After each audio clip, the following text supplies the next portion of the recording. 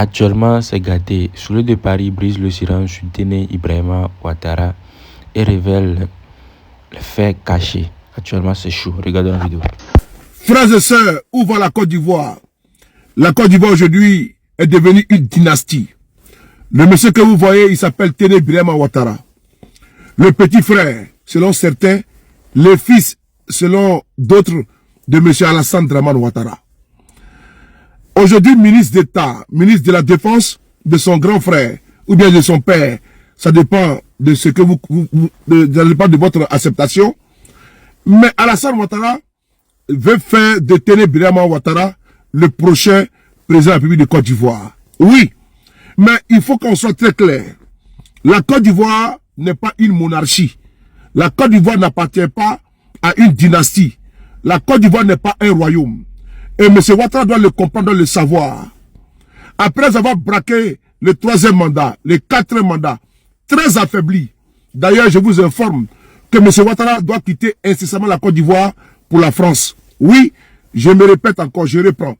Cette semaine, en l'occurrence, le jeudi, selon nos sources, Alassane Ouattara doit quitter la Côte d'Ivoire pour un séjour en France de 10 jours, un séjour privé. Et M. Ouattara va profiter de l'occasion pour nommer son gouvernement fantoche. Mais revenons d'abord à notre sujet. Téné Ibrahima Ouattara, il y a une guerre de clans qui se joue au sein du RADP. La guerre des héritiers. De l'autre côté, Adama Bitogo qui est combattu. De l'autre côté, Patrick Achi qui est combattu. Et le prince appelé Téné Ibrahima Ouattara. La lettre du continent nous donne d'abord un avant-goût. On va d'abord lire la lettre du continent avant de revenir.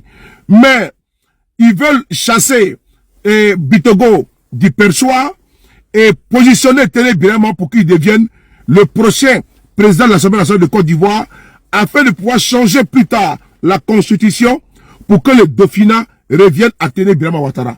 Oui, Alassane Ouattara, qui est aujourd'hui très affaibli, va diminuer les pouvoirs du vice-président et va maintenir, comment dirais-je, Beugre Mambé au premier ministère et va bombarder son petit frère comme président de l'Assemblée nationale de Côte d'Ivoire et changer la constitution pour que le jour que Alassane Ouattara meurt, son petit frère puisse prendre le pouvoir d'État. C'est dans ça que nous sommes. On va lire la lettre du continent. C'est très important.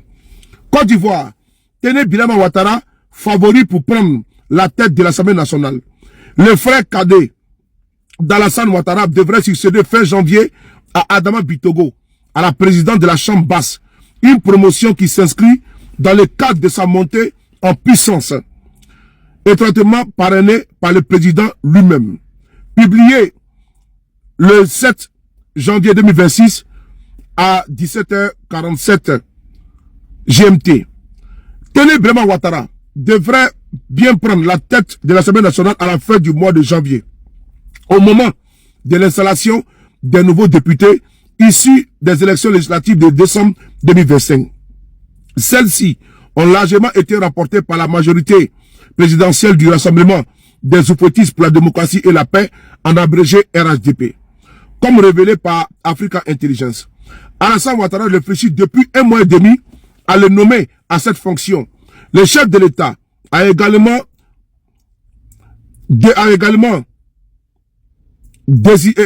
hésité à désigner son frère cadet à la primature.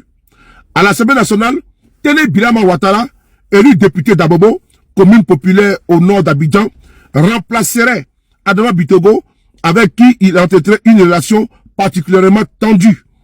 Depuis plusieurs mois, ce dernier est dans le collimateur d'une partie de l'entourage présidentiel, inquiet de ses ambitions dans la perspective de la succession d'Alassane Ouattara, la guerre des héritiers. S'il a finalement privilégié l'option du perchoir, c'est aussi en raison du mode de désignation. Le président de l'Assemblée nationale est élu par les parlementaires et pas directement nommé par le chef de l'État. Ce mécanisme permettrait à Téné Ibrahima Ouattara de tirer sa légitimité politique d'un vote parlementaire et non de la seule volonté, de la seule décision de son frère. Un reproche qui lui a été adressé par le passé par plusieurs cadres du RHDP. Alassane Ouattara entend ainsi Alassane Ouattara entend ainsi accompagner la montée en puissance politique de son frère tout au long de son 4e mandat.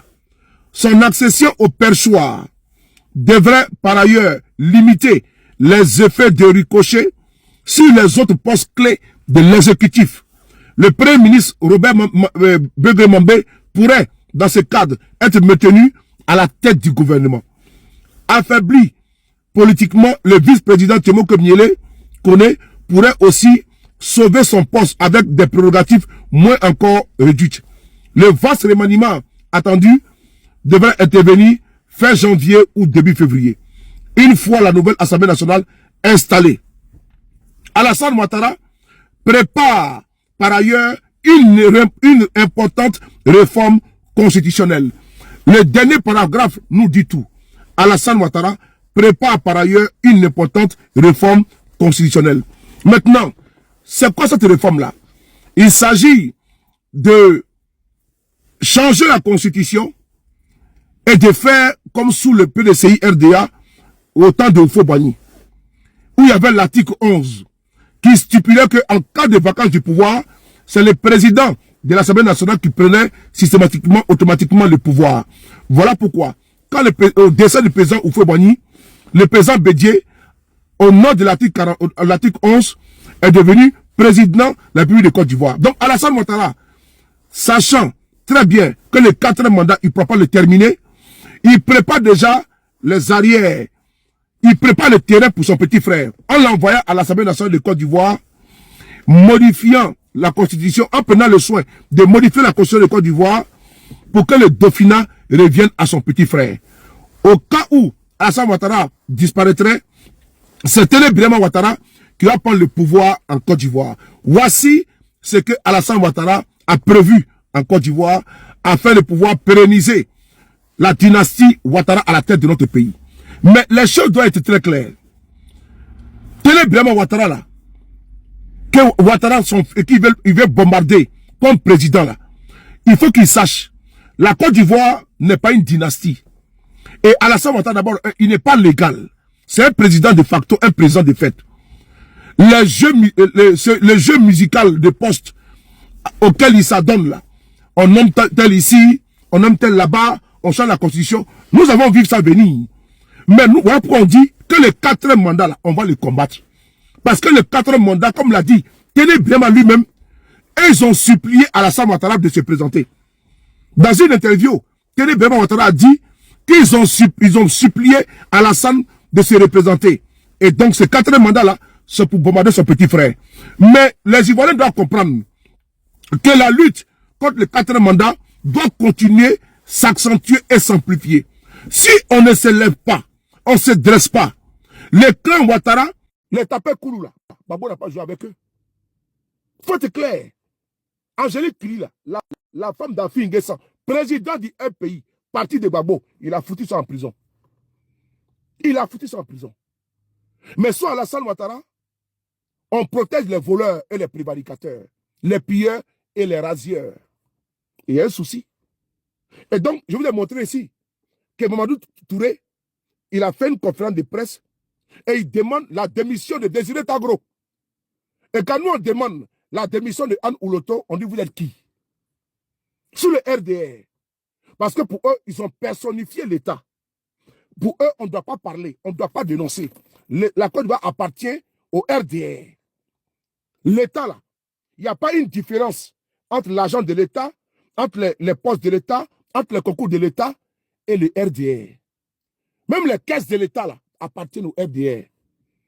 Les partis politiques de l'opposition de Côte d'Ivoire, demandez-leur si les subventions qui leur sont allouées chaque année au nom de la loi, au nom de la Constitution, si c'est fait, allez poser la question au PPACI ou au PDCI RDA. Tout est bloqué.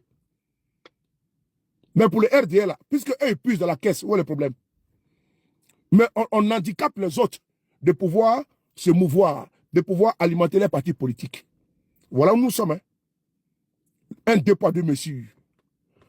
Anyway, on y va.